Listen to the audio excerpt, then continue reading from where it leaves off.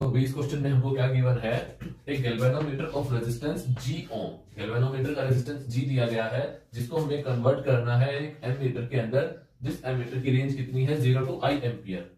अब हमको सिचुएशन क्या गिवन है, if the current through the galvanometer is 0.1% of maximum current. जितना मैक्सिमम करंट इसमें जा सकता है उसका सिर्फ 0.1% करंट आ रहा है, तो हमसे पूछा गया है कि जो एमीटर बना उसका रेजिस्टेंस कितना होगा। ये चार ऑप्शन गिवन है, ठीक है। तो इसके लिए यहाँ पे कंसेप्ट क्या लगेगा, ये प्योर फॉर्मूला बेस्ड क्वेश्चन है। कंसेप्ट है जब हम गैल्वेनोमीटर को एमीटर में कन्वर्ट करते हैं, to convert a galvanometer into ammeter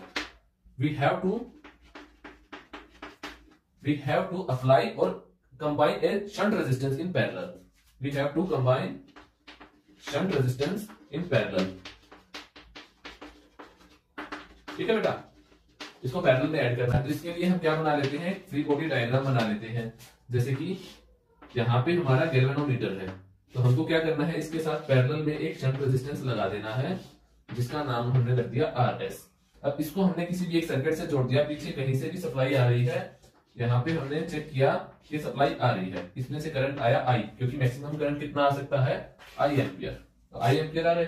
अब जब करंट यहाँ पहुंचेगा, इसके पास दो रास्ते हैं, एक ये इसमें जा सकता है, एक ये इसमें जा सकता है। तो ये दोनों में जाता है। जब ये गैल्वेनोमीटर में जाता है तब हमने बोला गैल्वेनोमीटर में करंट गया IG, टोटल I आया, IG इसमें गया, तो ऊपर कितना गया I माइनस IG।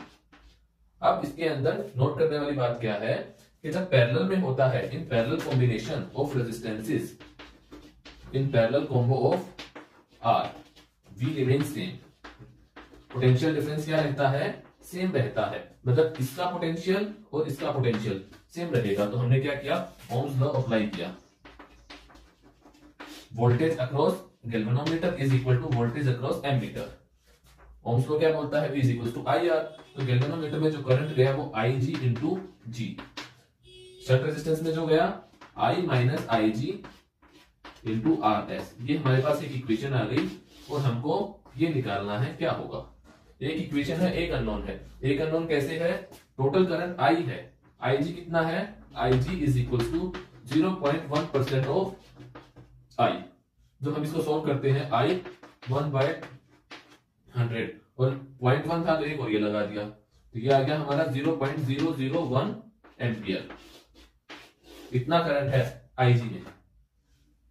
G की वैल्यू गिवन है, तो ये G है।